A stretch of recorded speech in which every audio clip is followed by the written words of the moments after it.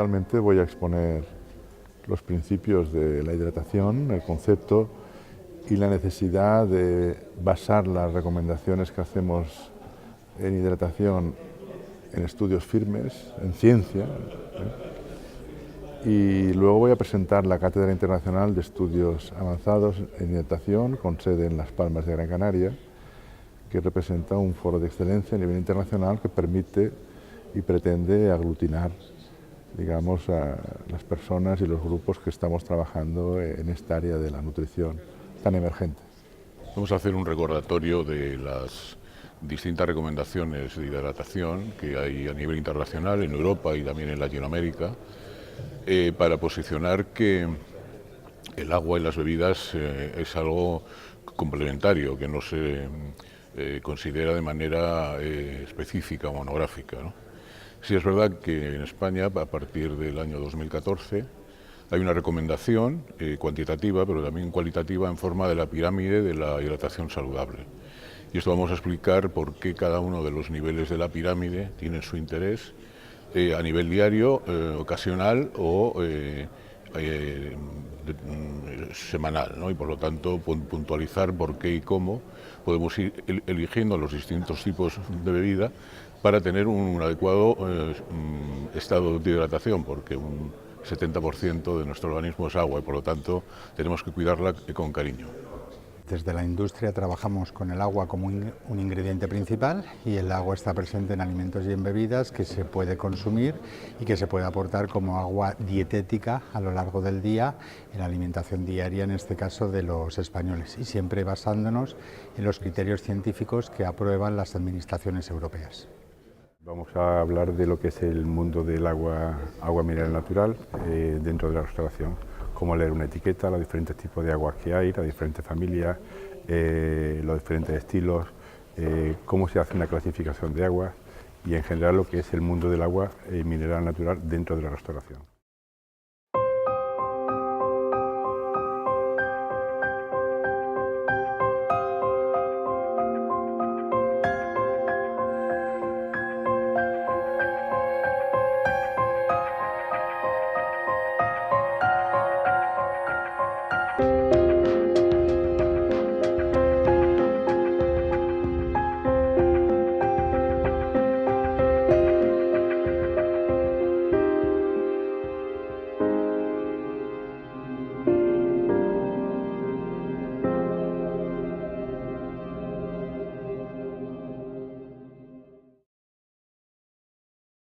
La hidratación y la salud en la Europa del siglo XXI.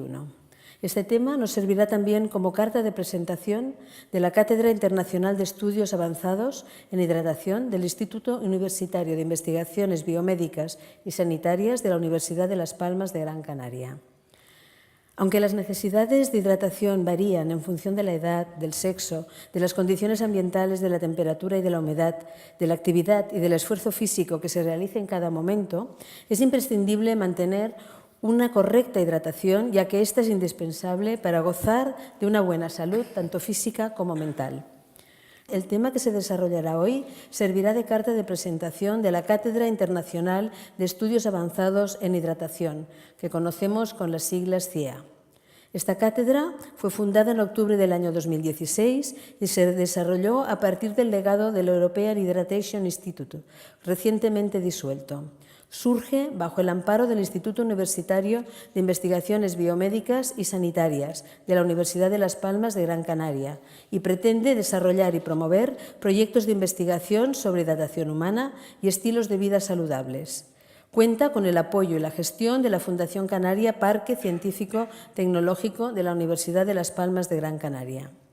Como ven ustedes, me acompañan aquí en la mesa para debatir este tema en sus diversas facetas 4 reconocidas personalidades. 2 de nuestros contertulios y especialistas de hoy son bien conocidos por los miembros de nuestra academia, ya que forman parte activa de la misma desde hace prácticamente un año. Me refiero a los doctores Lluís Serra Magem y Javier Aranceta Bartrina. A continuación, tengo el gusto de presentarles al doctor Rafael Urrialde de Andrés, persona nueva entre nosotros, pero no en este mundo en el cual es muy conocido. Y finalmente, y no por ello con menor, diríamos, interés científico, sino también al mismo nivel que los demás, quiero presentarles a Faustino Muñoz Soria, que se define como sommelier y director del Colmado Quílez. Y, como él dice, empieza siempre su currículum diciendo que empezó a trabajar en el Colmado Quílez en el año 1976 y en el cual sigue prestando sus servicios como director de centro y sommelier. Bien, no quisiera abusar de su atención y de su amabilidad y, por tanto, una vez presentados a este magnífico grupo de ponentes, quisiera empezar el debate de este coloquio por el profesor Luis Serra. Y ya que hemos dicho que hoy hablaríamos de hidratación y salud y que básicamente nos sirve como gran excusa, como gran marco para presentar la Cátedra Internacional de Estudios Avanzados en Hidratación, me gustaría que nos explicara en qué consiste esta cátedra y cuál es realmente la función y los objetivos que se manifiestan en ella. El concepto de nutrición basado en la evidencia lo describí yo por primera vez hace ya unos 12 años y emerge básicamente de la medicina basada en la evidencia. Ha tenido mucho éxito porque realmente hay muchos grupos en el mundo ahora de distintos ámbitos que están utilizando el concepto de nutrición basado en la evidencia, ¿no? Incluso aquí en España hay varios grupos que trabajan. Pues ahora nosotros de alguna forma lo que queremos es también hablar de hidratación basada en la evidencia, porque de alguna forma es una forma de reclamar ciencia para un área de la ciencia, es decir, más estudios, más investigación, para que aumente el nivel y la calidad de la evidencia científica. Los principios de la hidratación y la deshidratación fundamentalmente nos centran o se inician en lo que es la fisiología del agua y las funciones del agua. El agua tiene funciones en el cuerpo humano estructurales, solventes de transporte, termorreguladoras y lubricantes, ¿no? Esto es obvio e importante. Sabemos que el cuerpo humano de un adulto el 60% es agua y por tanto es evidente que si en nuestro cuerpo tenemos un 60% de agua, es evidente que el agua tiene que ser un elemento que nosotros debemos tomar en serio porque representa el 60% de nuestro peso, de lo que llevamos siempre de un lado para otro. Las entradas aproximadas de agua, en una estimación según la Agencia Europea de Seguridad Alimentaria, de 2,5 litros en varones y de 2 litros en mujeres como necesidades hídricas, vemos que las entradas, suponiendo 2,3 litros, tendríamos a partir del agua y de las bebidas 1,5 litros, de alimentos 0,5 y del propio metabolismo un 0,3.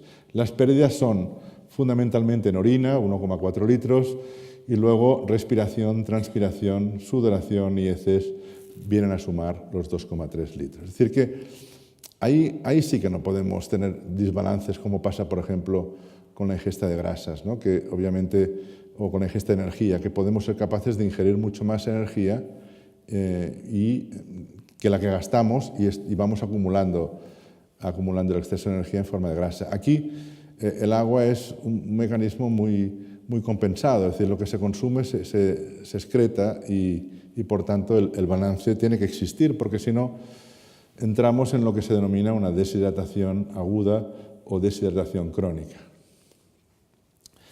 En cuanto a las cefaleas, muy brevemente, saber que el diagnóstico se hace básicamente por la anamnesis y por la exploración física, la edad que comienza, la duración, la localización, los factores que desencadenan o la alivian.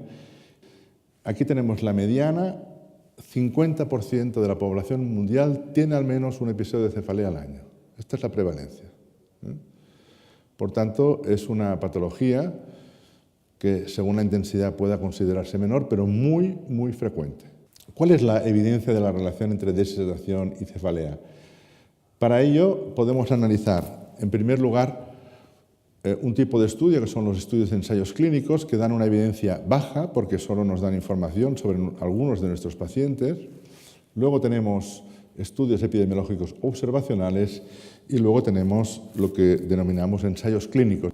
Empezando por los ensayos clínicos, los estudios de casos clínicos, tenemos algunos estudios publicados en los cuales estos neurólogos de la Universidad de Lisboa, de la Facultad de Medicina, analizaron en algunos pacientes la relación entre la ingesta de agua a nivel individual y la aparición de, en este caso, episodios de cefalea, ¿no? Y observó que había a nivel de pacientes, cuando los pacientes bebían menos agua, tenían episodios de cefalea más intensos y más largos. Bueno, esto no demuestra nada, pero en cualquier caso es una observación que está allí y que de alguna forma nos aporta, ¿no? La baja ingesta de líquidos se considera como elemento desencadenante de la migraña en un 36% de los pacientes con migraña con o sin aura.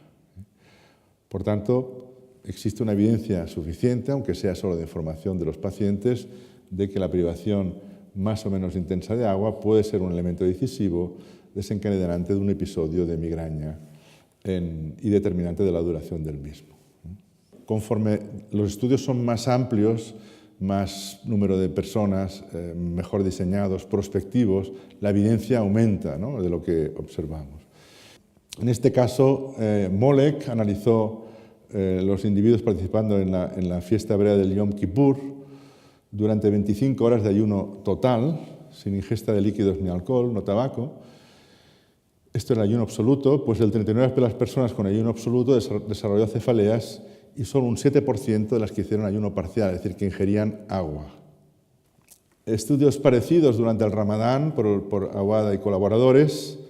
Se observa también una incidencia mucho mayor de cefaleas que se asocia más que a la restricción de alimentos a la restricción de agua. Por tanto, la cefalea de ayuno es una de las formas más comunes de cefalea y el ayuno representa uno de los factores precipitantes de los periodos de cefalea y su relación con la deshidratación parece, en cualquier caso, más que probable. Poco estudiada, pero más que probable. En este caso, la doctora Susan Shirreffs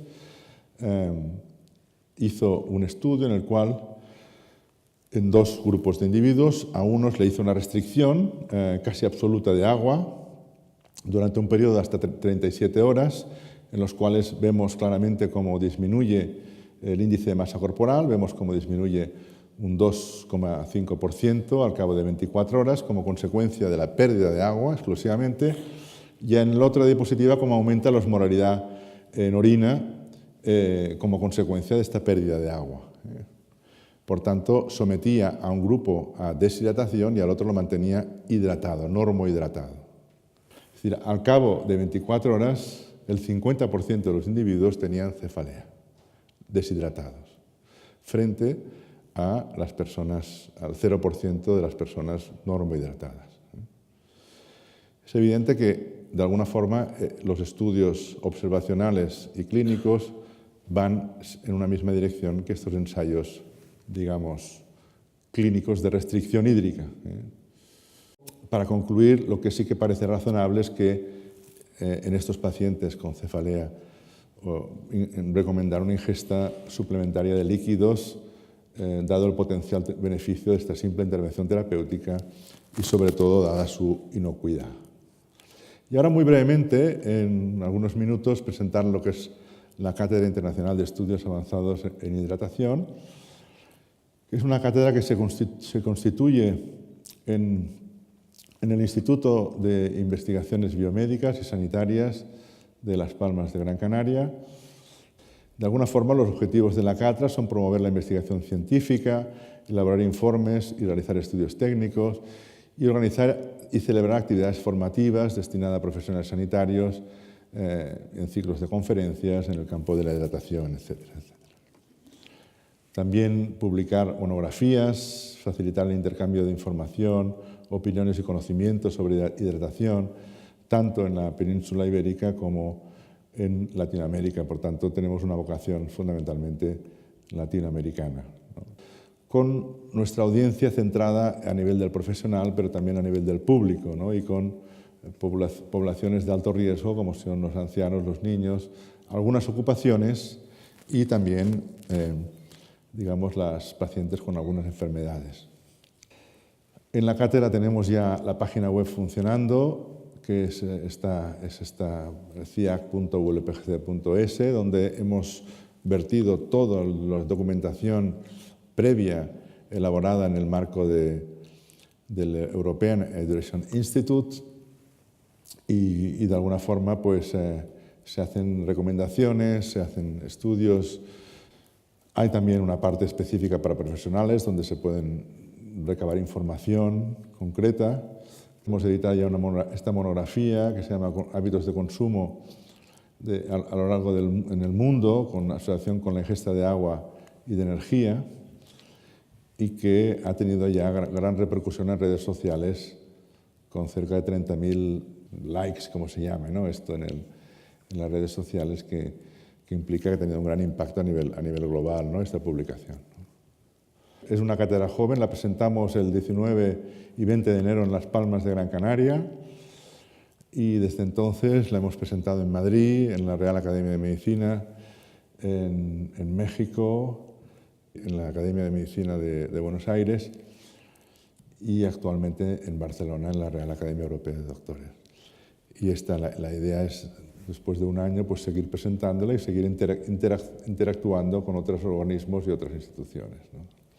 Esta es la hoja de ruta, en la cual nos lleva indefectiblemente al Congreso Internacional de Hidratación en el Palacio Euskalduna de Bilbao en mayo del 2018, que luego el doctor Aranceta, presidente de este congreso, les expondrá brevemente sus sesiones más importantes y sus actividades. Estas son las instituciones colaboradoras hasta ahora con las que hemos suscrito convenio, ONGs, fundaciones, academias y grupos de trabajo, y estas son las empresas colaboradoras en el marco de la cátedra. Entendemos que la investigación tiene que hacerse de forma independiente, pero siempre con el apoyo de la industria. No hay otra forma. Yo voy a hacer un repaso muy rápido de lo que es las recomendaciones sobre la ingesta de agua y bebidas, que es una estrategia de salud y de la comunidad científica relativamente reciente, y que lo que viene es a dar una respuesta pues, a esto que nos ha planteado el profesor Serra, que es que ciertamente somos, cuando nacemos, somos prácticamente agua y un poco de lloro, y luego, pues, a medida que envejecemos, perdemos agua, ¿no? O sea, que envejecer es oxidarse y deshidratarse, y por lo tanto el que este agua sea en cantidad y calidad lo más adecuada, pues va a tener repercusiones en nuestra estructura y también en todos los aspectos funcionales, ¿no? Porque toda la vida se gestiona en un marco hídrico, ¿no? Por lo tanto, hay órganos que son más sensibles a la pérdida de agua, y uno de los más sensibles es el cerebro, pero también el aparato renal y todo el sistema osteomuscular, porque aunque el hueso es la estructura que menos agua tiene, pero todo el sistema, por eso le vemos a Nadal cómo tiene tan ajustado el agua, los electrolitos, tal, porque bueno, toda su capacidad funcional va a depender de variaciones muy pequeñas en el balance de agua y de electrolitos, ¿no? Y por lo tanto es un tema que lo cuidan tanto o más que el entrenamiento. Lo que se plantea tanto por el Instituto Americano como por la Agencia Europea de Seguridad Alimentaria y Nutrición es lo que se llama ingesta adecuada, que es una estimación de la cantidad de un elemento, en este caso el agua, que sería necesaria para estar bien hidratado, ¿no? Entonces hay un poco de discrepancia entre el criterio norteamericano, en el que más o menos estamos hablando de hasta 3,3 litros en adultos y 2,7 en el colectivo femenino, mientras que en Europa sería 2 y 2,5, y por lo tanto, bueno, pues estos son estimaciones que se han hecho a partir de balances en los que se mide la osmolaridad de la orina, y por lo tanto hay una pérdida, hay una ingesta que se controla y se sabe que de alguna manera permite hacer esta estimación de estas ingestas adecuadas. Bueno, al final este balance de líquidos, como ha comentado antes la doctora Calvo, pues va a venir a través de varias fuentes: el agua culinaria, el agua contenida en los alimentos, el agua de bebida, y también el agua metabólica, ¿no? Por eso se llama hidratos de carbono. Sobre todo los hidratos de carbono generan, digamos, un residual de agua, y todo ese sumatorio nos va a hacer el balance de lo que es el ingreso, ¿no?, de agua. Y llegamos a la propuesta, a la segunda edición de la propuesta para el Estado español, en el que vamos a plantear una base que sería la fuente principal, que son aguas de baja mineralización y el agua del grifo en aquellas ciudades y comunidades en las que el agua del grifo sea, desde el punto de vista organoléptico, bien aceptable, un consumo diario de bebidas con mayor contenido salino, que puede ser en algunas aguas más duras, y bebidas sin calorías, en las que pueden estar desde todos los refrescos o bebidas cero, todo tipo de gaseosas, infusiones, etc. Luego otro nivel tercero, que serían las bebidas que tienen componente nutricional, un valor nutricional añadido, como puede ser los lácteos, el gazpacho, los zumos, las sopas, etc. Y luego, más de consumo ocasional, esas bebidas que tienen contenido calórico, ¿no? Y esto es un poco la estrategia, más en esta zona, menos hacia arriba. Este sería un planteamiento específico general, más cualitativo, que plantearíamos para nuestra población. Entonces, bueno, yo creo que el primer punto es gestionar bien que hay agua segura, hay agua para todos, y mejorar en todos los países pues esta uso responsable de todos los elementos capaces de hidratar. Y otro tema en el Día Mundial del Agua sería vincular el agua y la sostenibilidad, ¿no? Y estos son elementos muy importantes y que nos competen a todos, sí, también a las autoridades, también a la comunidad científica, pero también al ciudadano normal, que si estamos concienciados o más concienciados podemos hacer bueno, pues también una mejor gestión del agua. Hay un agua oculta, un agua que no vemos y que se gasta de manera importantísima pues en la agricultura, en la ganadería. O sea, que es impresionante la cantidad de agua que necesita 100 gramos de carne, o 1 litro de leche, o 1 kilo de tomates, ¿no? O sea, quiero decir que esto se puede gestionar de una manera más eficiente, y por lo tanto todo este planteamiento de ahorro de agua pues también nos ayudaría, o nos tendrá que ayudar en el futuro, porque es un recurso pues muy escaso, ¿no? También sensibilizar a los agricultores con los sistemas en los que haya un mejor utilización del agua, captar y almacenar agua de lluvia, reutilizar las aguas. Hay muchas empresas que tienen responsabilidad corporativa. Hoy tenemos aquí al director de Nutrición y Salud de Coca-Cola, que es una empresa que recicla el 100% del agua, ¿no? Y bueno, hay otras empresas que también lo han conseguido. Esto debería ser un ejemplo general. Desalar el agua de mar, como es el uso de Canarias, Baleares, Ceuta y Melilla, que bueno, pues la verdad es que lo hacen muy bien, y es una forma, si no, no podrían sobrevivir, ¿no? Poner un precio justo al agua. Yo no sé si esto en el futuro habrá que hacer una escalada según el gasto, pues hasta un gasto normalizado pues el precio sería muy bajo o normal, pero un gasto excesivo ya tendría una penalización. Esto que quizá fuera un recurso interesante. Bueno, gestionar el agua también en el medio urbano. Hay ciudades en España, que no voy a nombrar, en el que se pierde un 40% del agua por un mal estado del alcantarillado y del saneamiento, multitud de fugas. favorecer el acceso al agua potable y al saneamiento, como hemos comentado antes, y ciertamente este día es un momento muy interesante y muy feliz en el que haya podido coincidir esta presentación de la cátedra y esta sesión científica con el Día del Agua, el Día Mundial del Agua, que se celebra cada 22 de marzo.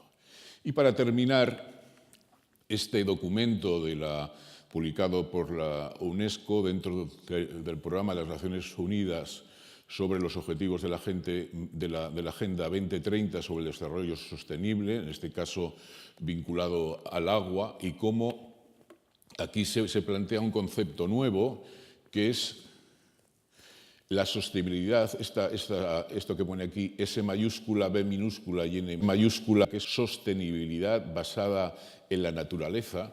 Y entonces lo que se plantea son estrategias, o sea, se llega a un punto más allá, son estrategias para ahorrar agua apoyándonos en la naturaleza, ¿no? Entonces, proteger los acuíferos, proteger los pozos, seguir con lo que dicen ellos con la estrategia gris, que se refieren a presas, intercambio entre cuencas, etcétera, pero primar sobre todo los humedales. O sea, eso me ha encantado, ¿no? O sea, primar los humedales y todos los recursos que la naturaleza haga que el agua se recicle por ella misma, o sea, que ella misma sea capaz, igual que la renovación del oxígeno, el CO2, etcétera, pues que favorezcamos que la naturaleza también pueda ser autogestionaria en esta conservación del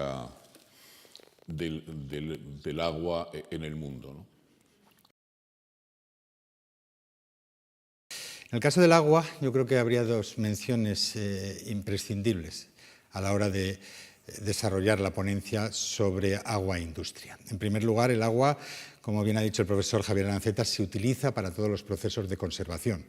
Por poner un ejemplo, en el sector lácteo sería impensable hoy toda la pasteurización, esterilización o UHT denominada sin lo que sería el uso del agua o vapor de agua, pero incluso para la limpieza de todo lo que sería toda la higiene alimentaria de todos los sistemas de canalización de los alimentos o de la producción de alimentos y bebidas, sin el agua sería también totalmente impensable el poderlo llevar a cabo. Vamos a ver una introducción sobre hidratación y ciencia porque es imprescindible. La industria alimentaria siempre se tiene que basar en la evidencia científica. Si no hay evidencia científica, indiscutiblemente una industria puede estar 1, 2, 3 meses, un año, pero no va a perdurar con una historia de muchos, muchos años. Y el conocimiento científico y la evidencia científica tiene que estar basada en las publicaciones científicas, no puede estar basada en las opiniones de gente que en un momento determinado tiene o emite su criterio. Legislación, el marco regulatorio de la Unión Europea para los 28 países miembros es muy estricto y eso ha permitido la libre circulación de mercancías y también ha permitido que tengamos la misma garantía de seguridad alimentaria en países como puede ser Italia, España, Grecia, Portugal, que entraron en los años 80 en la Unión Europea, como puede ser Alemania, los países nórdicos. Como consecuencia de esos problemas que tuvimos en los años 90 de higiene alimentaria, pues nos dotamos de lo que es la European Food Safety Authority como una autoridad de seguridad alimentaria que iba a establecer los criterios, parámetros y límites para determinados agentes, incluso para agentes tóxicos que vinieran de otro ámbito que no solo fueran microbiológicos, como podrían ser, por ejemplo, micotoxinas o pesticidas o herbicidas. Y nos hemos dotado de esa entidad para tener una entidad común en la Unión Europea, y en el caso español tenemos lo que sería la ECOSAN, porque en los años 90 teníamos, por ejemplo, en el caso español, 17 opiniones, una por cada comunidad autónoma, además circunstancias diferentes entre Alemania, españoles, por lo tanto, dotarnos de agentes públicos que sean los evaluadores del riesgo y los que sean los que determinen el riesgo. Pero es que en el caso de la nutrición prácticamente todo empieza a partir del año 2010. En el año 2010 se empiezan a establecer las ingestas recomendadas de proteínas, hidratos de carbono y las ingestas adecuadas de agua, entendiendo el agua que aporte los alimentos y bebidas en la dieta de los europeos.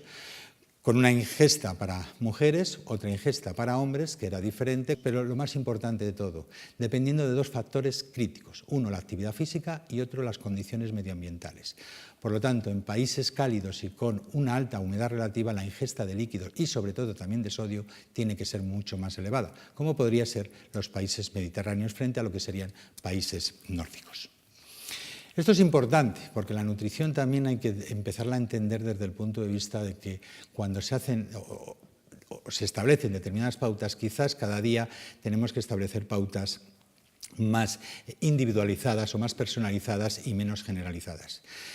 Lo importante son, en este caso, las recomendaciones que da y esas cantidades de 2,5 litros de agua persona a día, dependiendo luego, como hemos dicho, situaciones fisiológicas, actividad física y también condiciones medioambientales. Pero esos 2,5 litros no son 8 vasos de agua. 8 vasos de agua serían si todo el agua proveniera de la bebida. El agua proviene también de los alimentos y, por tanto, aproximadamente entre un 20-25% va a venir de los alimentos y, por tanto, aproximadamente entre un 75-80% va a venir de las bebidas. Y ese 75% pues, es en el que nosotros, en la compañía en la que desarrollo mi actividad profesional, es en la que trabajamos. Pero todo hay que tenerlo muchas veces en cuenta. Parece que todo el mundo dice, bueno, cuando se lanza un producto esto sale y surge de la noche a la mañana. Pues no es lo mismo ahora mismo lanzar un producto para toda la población, es decir, los 47 millones de ciudadanos, que para los hombres, que para las mujeres. Si habláramos de niños y adolescentes es una circunstancia totalmente distinta, que además van a tener unos requerimientos nutricionales porque están en periodos de crecimiento y desarrollo, frente a lo que sería población adulta superior a 18 años, que van a tener otros requerimientos. Aunque siempre tengamos como ingrediente principal el agua en las bebidas, también tenemos que saber que los requerimientos nutricionales van a ser completamente diferentes. Eso que hace que cada vez en la alimentación, cuando tenga concepto nutricional y sobre todo con los complementos alimenticios, vayamos más a un concepto como es el concepto de la industria farmacéutica de target beneficio de producto. ¿Por qué? Porque al final no vamos a poder llegar a toda la población con todos los conceptos. Y la población española cada vez está mucho más segmentada y además mucho más cambiante en cuestiones de criterios incluso filosóficos o de criterios de modelo comportamental. No es lo mismo ahora mismo llegar a gente que tenga una cierta inquietud, como pueden ser los veganos o los vegetarianos, que llegar a población en general, o como puede ser también, con todo el respeto al mundo, a gente que en un momento determinado pues sea de un criterio más ecológico que frente a otra población que sea más industrial, o gente que sea más, entre comillas, del mundo, por ejemplo, de la noche, en la población adolescente o juvenil, o población de 25 años, que gente que sea más hogareña y que sea más de estar en familia. Son conceptos totalmente distintos y eso lo que hace es que cada vez se esté segmentando más el tipo de producto que va para el tipo de población. Y al final lo que tenemos es que son muchas áreas de interés, ya no solo es un determinado, se han explicado aquí como puede ser las cefaleas, como puede ser también rendimiento cognitivo, rendimiento físico, como puede ser también mejora de todo lo que es la situación de eliminación de toxinas a través de la orina y cómo cada día se está investigando más para conocer y tener un mayor conocimiento incluso con poblaciones determinadas. Y la EFSA es la que tiene que poner al final lugar en todos los criterios para establecer los parámetros en los alimentos y bebidas. Y esa ingesta tiene que estar en una ingesta adecuada, nunca va a ser una ingesta recomendada como criterios como pueden ser micronutrientes o macronutrientes, pero que sí que va a ir en función de las zonas donde vivamos y de la actividad física que hagamos. Y simplemente para terminar, la hidratación es un modelo rutinario. Se tiene que hacer con frecuencia diaria, no puedo beberme los 2 litros a las 8 de la mañana y dejar de beber a lo largo de la noche o a lo largo del día, porque en un momento determinado vas a empezar a deshidratarte. 2,5 litros persona a día, dependiendo de hombre o mujer, y al final también condiciones físicas y medioambientales. Si se me lo permiten, simplemente para ver un poco imagen, aunque son muy pequeñitas, esto es lo que se convierte hoy de prácticamente hace 100 años, una compañía con un solo producto, a una compañía que ahora mismo tiene pues, aguas, zumos. Estas bebidas las van a conocer a partir de unas semanas, son bebidas vegetales, se lanzan a partir de la primera semana de abril, bebidas de café y bebidas de té que también se lanzan a partir de abril, que son ecológicas, bebidas de té, bebidas para deportistas o bebidas carbonatadas. Si ven, cada vez las bebidas no carbonatadas están ganando más espacio a lo que serían las bebidas carbonatadas. Quizás en algunos países las bebidas carbonatadas, algunas no, como las tónicas, que tienen buena percepción de salud, aunque también tengan azúcar, o las aguas minerales naturales, que también tienen algunas carbonatación. La carbonatación se está viendo como un poco negativo frente a lo que serían las bebidas no carbonatadas. Simplemente se les he enseñado para que vean cómo con una matriz o ingrediente primario, que es el agua, se puede desarrollar todo un portfolio de bebidas. Cuando hablamos de algún producto relacionado con la alta gastronomía, tenemos muy en cuenta qué tipo de producto es. En el caso del vino, tenemos en cuenta la variedad de uva, el terreno, la crianza de la barrica, el tipo de barrica. Y cuando hablamos de agua, decimos agua con gas y agua sin gas, y ahí nos quedamos. Entonces, yo creo que el agua le tenemos que dar mucha más importancia en la restauración de la que le damos. Fijaros si el agua es importante, que conjuntamente con los alimentos infantiles y dietéticos, goza de una legislación con referencia sobre salud. El agua dentro de la restauración es muy importante. Dependiendo para qué lo queramos, vamos a utilizar unas aguas u otras. Para hacer unos cubitos de hielo, para tomar ese whisky que hemos elegido con tanto esmero en la tienda que nos ha costado un dinero, vamos a elegir aguas con muy poca mineralización para no cambiar el sabor de ese whisky. Para hacer una cata de vinos, pues vamos a utilizar, yo siempre recomiendo unas aguas que tengan un aporte de carbonato bastante importante, sin llegar a ser carbonatadas, pero con un aporte de carbonato bastante importante, porque los carbonatos lo que no va a hacer es limpiar boca para poder pasar de un vino a otro sin dejarnos resto de sabores. Cuando hacemos una cata de agua, lo más importante es decir libre de olores. Quiere decir que es un agua que ha estado bien conservada y no tiene olor. Pero dependiendo del tipo de mineral que contenga, sobre todo si es sulfato, cloro o hierro, eso sí que lo vamos a notar en nariz. Color, el agua no tiene color, pero sí que tiene brillo. Dependiendo de esos minerales que ha ido adquiriendo a través del terreno, pues tiene diferente brillo. Puede ser que también tenga partículas en suspensión, pero el agua tiene brillo. ¿Tiene sabor? El agua tiene sabor también. Dependiendo de qué tipo de agua, no va a dejar un resto al paso por boca no va a dejar unos restos de sabores. Puede ser un agua que no deja un final de boca un poco amarga. Hay aguas que son mucho más voluminosas que otras. Bueno, y para hablar de agua, en la restauración, primero y antes que nada yo creo que las tendremos que clasificar. Yo he hecho una clasificación y las he clasificado por familias, tipos y estilos. Familias de aguas minerales tenemos tres: agua mineral natural, agua de manantial y agua potable preparada. Cada una de ellas tiene unas connotaciones y una legislación que cumplir. El agua mineral natural tiene que ser siempre cogida de origen profundo, siempre alrededor del manantial, en un diámetro de 5 kilómetros, siempre tiene que estar libre de contaminación, tiene que demostrar que es favorable para la salud, el caudal del manantial tiene que ser siempre el mismo y el análisis químico con muy pocas variaciones, siempre el mismo. Son los puntos más importantes que tiene que cumplir las aguas minerales naturales.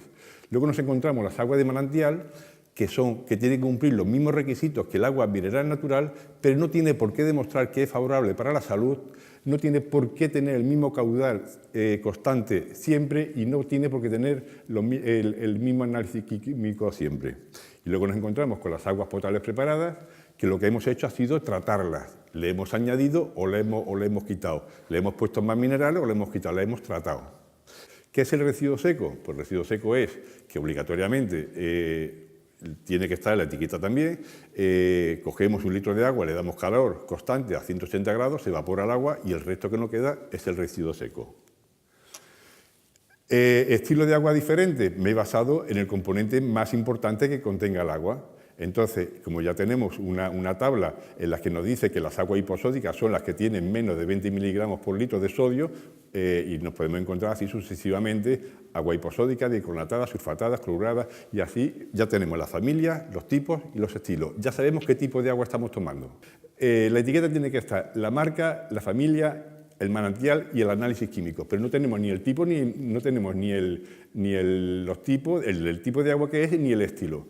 Ya podremos saber qué tipo de agua estamos tomando y qué características tiene. Para maridar un agua tenemos que seguir las mismas pautas que seguimos con el vino. A comida ligera, agua ligera. A comida contundente, aguas con muchos minerales o aguas carbonatadas. Dentro de la familia de las aguas, como hemos visto, también tenemos agua de lluvia.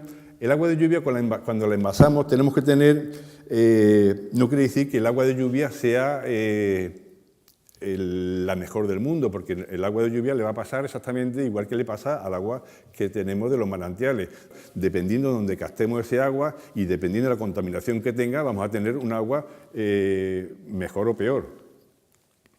Aguas de glaciar son aguas que se captan, se embotellan antes de tener contacto con el suelo, por lo tanto son aguas que contienen muy pocos minerales. Agua de iceberg, que tiene las mismas connotaciones que el agua de glaciar, muy parecida, aguas con muy pocos minerales. Agua de niebla, imaginaros que tenemos unos captadores alámbricos, cuando la nube de niebla va pasando, va chocando con estos alambres, se van formando pequeñas gotitas, tenemos unos recipientes abajo y la recogemos. Es un agua también, como tampoco ha tenido contacto con el suelo, un agua también de muy baja mineralización. Agua de mar, este agua no la vamos a utilizar para hidratar, pero sí que la vamos a utilizar en la cocina, a la hora de cocer el marisco, de cocer legumbre, es un agua muy apropiada. Temperatura de servicio en el agua, tenemos que seguir las mismas pautas también que con el vino. Agua sin gas, 15 y 18 grados, como si fuese un vino tinto. Aguas con gas, 8 y 10 grados, como si fuera un vino blanco o cava. Esa sería la temperatura ideal para servir un cava. Bueno, al agua no le damos importancia en la restauración ni en la cocina, o bueno, algunos sí, pero fíjate que, por ejemplo, en la cocina, lo más importante que entra en una cocina de un restaurante es el agua. Porque cuando hacemos una sopa, unos potajes, unos caldos para cocer pastas, los cafés, infusión, si es que es todo agua. En España se venden 5.416 millones de litros al año de agua, de los cuales el 96% es de agua mineral natural, el 1,67% de agua de manantial y el resto de agua potable preparada. De esos 5.416 millones de litros de agua que se venden en España, el 96% es de agua sin gas, el 3,79% de agua con gas. El 78% se consume en hogares y el 31% en restauración. Hoy, afortunadamente, las cartas de agua en los restaurantes ya se hacen con más sentido. Se hacen agua con gas, agua sin gas, pero también por las propiedades que tiene el agua. Ya te las indican. Decir también que lo más barato de una botella de agua es el agua. Lo más caro es el transporte.